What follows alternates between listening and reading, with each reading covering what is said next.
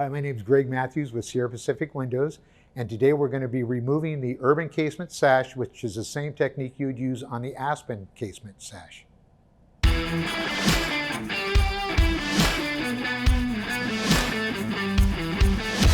So to remove an urban or Aspen casement, you open it up and I use a 6-in-1 tool because you can pop both the hinge arms off. The shoe will actually slide out of the track, and then you can extract it from the frame itself. And you would normally replace a sash if either it got damaged to the point where it couldn't be repaired.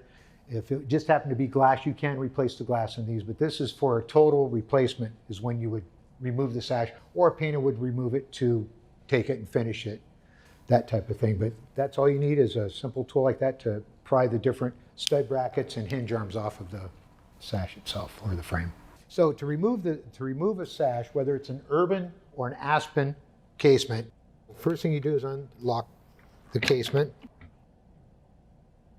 As I remove the operator arm off of this stud bracket, and then we'll pop and pry the hinge arms off. We're going to slide this shoe, whether it's on the urban or the Aspen casement, out of the track. And the difference is on the Aspen casement, it's a separate piece. This is actually milled right in or extruded right into the frame.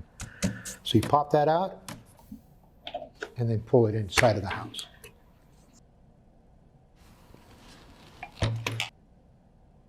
Now we just need to align the shoes with the track. Get them started, and then you can pop them in.